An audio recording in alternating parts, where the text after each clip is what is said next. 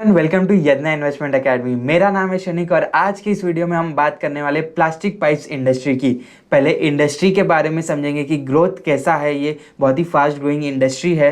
And उसके साथ साथ ये इस इंडस्ट्री के जो मेजर प्लेयर्स है उनका भी एक कंपैरेटिव एनालिसिस आपके सामने इस वीडियो में प्रेजेंट करेंगे। प्लास्टिक पाइप्स इंडस्ट्री की जब हम बात करते हैं तो ये काफ़ी फास्ट ग्रोइंग इंडस्ट्री है। लगभग 10-11% से ये इंडस्ट्री हिस्टोरिकली ग्रो हुई है। एंड FY19 के अराउंड इस इंडस्ट्री का जो साइज़ था वो 30,000 करोड़ का था। एंड अगर हम उसके आगे का ग्रोथ देखें तो करेंटली 12-13% का इंडस्ट्री ग्रोथ यहाँ पे दिखाई दे रहा है। एंड उसके साथ साथ जो आगे आने वाली एस्टिमेटेड ग्रोथ है in the near medium term वो भी 12-13% के रेंज में है। तो काफ़ी अच्छा डबल डिजिट यहाँ पे ग्रोथ देखने को मिल रहा है इंडस्ट्री में। सो इंडस्ट्री में अगर हम डिमांड की बात करें तो जो मेजॉरिटी डिमांड है, न्यू डिमांड, प्राइमरी डिमांड जिसे हम कहते हैं, वो 65% है। एंड जो रिप्लेसमेंट डिमांड है वो सिर्फ 35% है। इसका रीज़न ऐसा है कि इंडिया में जो इंफ्रास्ट्रक्चर है वो काफ़ी डेवलप होना बाकी है, इस वजह से प्राइमरी डिमांड पे फोकस ज़्यादा आता है। एंड वहीं अगर हम वेस्टर्न कंट्रीज देखें, जो डेवलप्ड नेशंस है उनको देखें, तो ये जो मिक्स है वो रिवर्स साइड पे है, वहाँ पे secondary demand is more dominant. तो अगर हम अनऑर्गेनाइज्ड एंड ऑर्गेनाइज्ड का मिक्स देखें तो ऑर्गेनाइज्ड प्लेयर्स FY10 में 50% का उनका स्टेक होता था मार्केट में, अभी 68% का मार्केट शेयर ऑर्गेनाइज्ड प्लेयर्स के पास है। तो ग्रेजुअली शिफ्ट दिख रहा है, एक शिफ्ट दिख रहा है टुवर्ड्स द ऑर्गेनाइज्ड सेगमेंट। अगर हम मार्केट शेयर की बात करें तो सुप्रीम इंडस्ट्रीज़ ये कंपनी लगभग 12% का इनका वॉल्यूम बेसिस पे मार्केट शेयर है। उसके बाद आशीर्वाद पाइप्स, ये एक प्राइवेट प्लेयर है। तो आशीर्वाद pipes is the second largest player in this industry. उसके बाद आते हैं Finolex industries, astral pipes, Prince Pipes. तो ये सारी कंपनीज आती है। एंड लगभग 57% जो मार्केट है वो बाकी अदर प्लेयर्स में। तो एक काफ़ी ज़्यादा फ्रैगमेंटेड इंडस्ट्री है, बिकॉज मार्केट लीडर के पास भी सिर्फ 12% ही यहाँ पे मार्केट शेयर है। अगर हम डिफरेंट टाइप्स ऑफ मटेरियल्स देखें तो यहाँ पे 4 टाइप के मेजर मटेरियल्स है इस इंडस्ट्री में। तो UPVC, या जिसे हम जनरल टर्म से नॉर्मल PVC पाइप्स बोलते हैं, तो लगभग 25,400 करोड़ का यहाँ पे उस इंडस्ट्री का साइज़ है। एंड 8-9% का ग्रोथ इस इंडस्ट्री में PVC पाइप्स का एक्सपेक्टेड है। वहीं CPVC पाइप्स का देखिए तो लगभग 15% of the industry CPVC pipes form करता है। 6,500 करोड़ का साइज़ है इस इंडस्ट्री का। एंड 15-17% का ग्रोथ यहाँ पे दिख रहा है। तो मैसिव ग्रोथ वाला जो सेगमेंट है इस इंडस्ट्री का, that is CPVC pipes. Again उसके बाद जब हम HDP या DWC पाइप्स की बात करें तो लगभग साइज़ तो CPVC जितना ही है, लेकिन जो ग्रोथ एक्सपेक्टेशन है वो लगभग PVC पाइप्स जितनी है। 10% की यहाँ पे ग्रोथ एक्सपेक्टेड है। And these pipes are generally use for the sewerage. So again infrastructure के बेसिस पे ही इसका ड्राइवन होता है। And there are PPR pipes, basically polypropylene random pipes जो होते हैं। अगेन ये बहुत ही नीच सेगमेंट में आ जाता है, तो इंडस्ट्रियल एप्लीकेशंस के लिए ज़्यादा यूज़ होते हैं। एंड काफ़ी छोटी इंडस्ट्री है एंड काफ़ी छोटा सेगमेंट है, और जो ग्रोथ भी है वो भी बहुत ही मतलब मॉडरेट ग्रोथ है। लाइक हायर सिंगल डिजिट की ग्रोथ एक्सपेक्टेशंस है इस इंडस्ट्री में। अगर हम CPVC की बात करें तो जैसे हमने देखा था, ओवरऑल इंडस्ट्री में 68% जो मार्केट का मिक्स है वो ऑर्गेनाइज सेगमेंट में है, लेकिन CPVC में 80% mix is towards the organise segment. And इसका रीज़न ये है कि 2019 में गवर्नमेंट ऑफ इंडिया ने CPVC इंपोर्ट्स पे एंटी डंपिंग ड्यूटी लगा दी from countries like China. So China से जो लो क्वालिटी पुअर मटेरियल्स मिलते थे, तो उस वजह से अनऑर्गेनाइज सेगमेंट उसका यूज़ करके CPVC पाइप्स बनाते थे। लेकिन क्वालिटी ख़राब होने की वजह से गवर्नमेंट ने to promote better quality products they imposed an ADD in 2019। एंड उसके बाद से जो ऑर्गेनाइज प्लेयर्स है उनको बहुत ज़्यादा बेनिफिट मिला, बिकॉज उनके जो टाइप्स है वो they are from players in Japan, US and in Europe also. So high quality resin जब आएगा तो जो आउटपुट है वो भी हाई क्वालिटी है। एंड हमने देखा कि CPVC फास्टेस्ट ग्रोइंग है। एंड CPVC का अगर हम डोमिनेंट प्लेयर की बात करें तो it is none other than Astral Limited. तो एस्ट्रल इस इंडस्ट्री में काफ़ी ज़्यादा डोमिनेंट प्लेयर है। पीवीसी की बात करें तो पीवीसी में एंटी डंपिंग ड्यूटी नहीं है कोई, एंड उस वजह से कैसे होता है ऐसा है कि जो इंडस्ट्री के ग्लोबल इंडस्ट्री के फ्लक्चुएशन है वो डायरेक्टली लैंडेड कॉस्ट में दिखते हैं।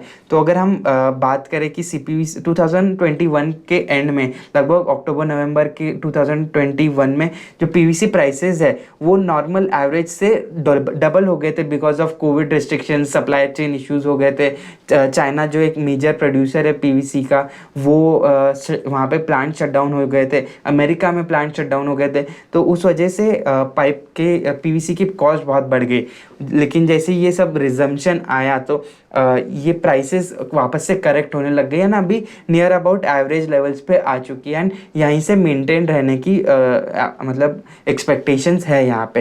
यहाँ बीइंग अ कमोडिटाइज इंडस्ट्री तो जब प्राइसेस बहुत बढ़ने लगती है तो इन कंपनीज को बहुत बेनिफिट होता है because you produce at lower prices and you sell at higher prices. लेकिन उसका ही रिवर्स होता है when the prices start falling. So FY23 में हमने देखा सभी कंपनीज को इन्वेंट्री लॉसेज हो गए because high cost inventories they had to sell at lower prices because PVC के प्राइसेस ही उतने गिर चुके थे। अगर हम इंडस्ट्री प्लेयर्स की बात करें तो यहाँ पे हम आशीर्वाद को कंसिडर नहीं कर सकते बिकॉज उसका डेटा रेडिली अवेलेबल नहीं है। तो हम बाकी चारों मेजर प्लेयर्स की बात करते हैं तो सुप्रीम इंडस्ट्रीज वॉल्यूम में सबसे ज़्यादा आगे है। सो ये सिर्फ पाइप्स के वॉल्यूम है, बाकी सुप्रीम के अदर सेगमेंट्स भी है जहाँ पे वो पीवीसी प्रोडक्ट्स बनाते हैं। लेकिन पाइप्स के वॉल्यूम्स देखें तो लगभग 3,75,000 टन्स का वॉल्यूम सुप्रीम इंडस्ट्रीज़ ने FY23 में सेल किया है। फिनोलेक्स इंडस्ट्रीज़ ने 3 लाख का, एस्ट्रल एंड प्रिंस पाइप 1,77,000 एंड 1,57,000 टन्स के यहाँ पे इनके वॉल्यूम्स रहे हैं। वॉल्यूम तो इंक्रीज़ होते हुए दिख रहे हैं अगेन इंडस्ट्री में, तो ये बहुत अच्छी साइन है। अगेन रियलाइजेशन की बात करें so realisation is nothing but the average selling price की। एक किलो का माल अगर आप बेच रहे हो तो आप कितना पैसा कमा रहे हो। तो FY23 में जो सुप्रीम इंडस्ट्रीज है उन्होंने 161 रुपीज़ कमाए in terms of realisation. Astral ने कंटिन्यूसली इस इंडस्ट्री में डोमिनेट किया है। FY23 में 212 रुपीज़ का इनका रियलाइजेशन रहा और इनका जो ये डोमिनेंस है उसका मेन रीज़न इज़ CPVC। तो ये CPVC कॉस्टलियर मटेरियल होता है बिकॉज ये पीवीसी का एडवांस्ड वर्जन है, इस वजह से कॉस्टलियर एंड उसी वजह से इनके रियलाइजेशंस हायर साइड पे होते हैं। वही बात करें कि प्रिंस पाइप्स के रियलाइजेशन है वो भी सुप्रीम इंडस्ट्रीज से ज़्यादा है, लगभग आधे वॉल्यूम्स करते हैं वो सुप्रीम से एंड फिर भी रियलाइजेशन ज़्यादा है। तो यहाँ देखने को मिलता है कि सुप्रीम को अपने वॉल्यूम ग्रोथ अचीव करने के लिए कहीं पे वैल्यू ग्रोथ पे कॉम्प्रोमाइज़ करना पड़ रहा है बिकॉज उनके रियलाइजेशन वहाँ पे कम हो जाते हैं। अगेन ईबिट की बात करें कि बॉटम लाइन पे आके भी earnings before interest and tax ये कितने पैसे कमा रहे हैं। तो एस्ट्रल 29 रुपीज़ का इबिट इन्होंने किया था, सुप्रीम इंडस्ट्रीज़ ने 18 रुपीज़ का, फिनोलेक्स ने 5 रुपीज़ एंड प्रिंस पाइप्स ने 11 रुपीज़ का।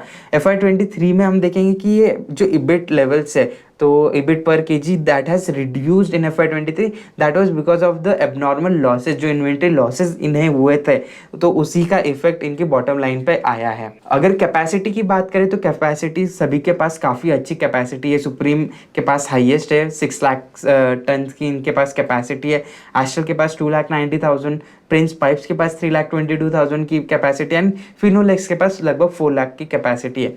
लेकिन ये कैपेसिटी अंडर यूटिलाइज्ड रहती है, जो वॉल्यूम्स है एंड जो कैपेसिटी उसमें एक डेविएशन देखने को मिलता है। तो लगभग 60, 65, 70% के यूटिलाइजेशन लेवल पे ये इंडस्ट्री ऑपरेट करती है। इसकी यूज़ की बात करें कि कितने अलग अलग टाइप ऑफ प्रोडक्ट्स हैं इनके पास, तो सुप्रीम के पास सबसे डाइवर्स रेंज है, 10,000 से भी ज़्यादा SKUs है।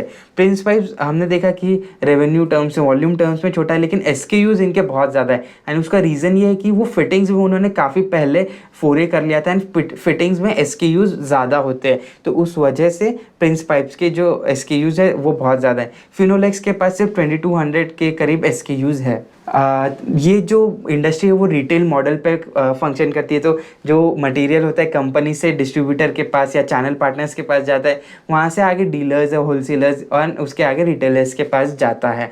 सो प्रिंस पाइप के पास एक बहुत ही स्ट्रॉन्ग नेटवर्क है। 1500 चैनल पार्टनर्स है कंपनी के पास, मोर देन 1500। एंड कंपनी का कहना ऐसा है कि लगभग 80% of the channel partners they are exclusively working with Prince Pipes. तो वो किसी और कंपनी का पाइप नहीं बेचते हैं। देन सुप्रीम का बहुत बड़ा यहाँ पे लगभग 1450 1443 का इनका चैनल पार्टनर का काउंट रहा है FY23 के एंड पे। तो अगेन ये डिस्ट्रीब्यूशन लेवरेज काफ़ी इंपॉर्टेंट प्ले होता है। एस्ट्रल के 850 लगभग डिस्ट्रीब्यूटर्स है, लेकिन फिर भी हम देख सकते हैं कि उनका जो थ्रूपुट है वो बहुत ज़्यादा है। तो जैसे प्रिंस पाइप का अगर जो डिस्ट्रीब्यूटर अगर सपोज एक्स अमाउंट सेल कर रहा है, तो मे बी एस्ट्रल का वो 2x अमाउंट भी सेल करता होगा। बिकॉज हमने देखा है कि वॉल्यूम्स तो ऑलमोस्ट एस्ट्रल के ज़्यादा है despite having low number of channel partners. तो यही चीज़ दर्शाता है कि एस्ट्रल के जो पार्टनर्स है वो बहुत ज़्यादा इफेक्टिव है यहाँ पे। ब्रांड बिल्डिंग का एक बहुत इंपॉर्टेंट ट्रेंड है। एस्ट्रल है, प्रिंस पाइप से सभी कंपनीज ने अपने ब्रांड बिल्डिंग पे बहुत फोकस करने चालू कर दिया है। फिनोलेक्स ग्रुप काफ़ी मतलब वायर्स एंड केबल्स हो जाइए, प्लास्टिक पाइप की बात कर लो, सभी में वो ब्रांड बिल्डिंग में काफ़ी एग्रेसिव दिखाई दे रहे हैं। एस्ट्रल लगभग 3% रेवेन्यू उन्होंने स्पेंड किया है just towards sales promotion. 153 crore का इन्होंने यहाँ पे एक्सपेंडिचर किया है। IPL को स्पॉन्सरशिप करते, 4 टीम्स को एस्ट्रल स्पॉन्सर करता है IPL में। उसके साथ साथ देन ब्रांड एम्बेसडर्स उन्होंने ऑन बोर्ड किए हैं। तो उस वजह से काफ़ी एग्रेसिव प्ले दिखता है towards making a stronger brand in this industry. अगर हम एंड करेंगे मार्जिन्स के बारे में कि हमने रियलाइजेशन देख लिया, EBIT पर टन देख लिया, लेकिन अगर मार्जिन की बात करें तो एस्ट्रल के अगेन लीडिंग मार्जिन है। ऑलमोस्ट 14% के मार्जिन्स एस्ट्रल के पास है FY23 में EBIT बेसिस पे। सुप्रीम के पास मोर देन 11% के मार्जिन्स है।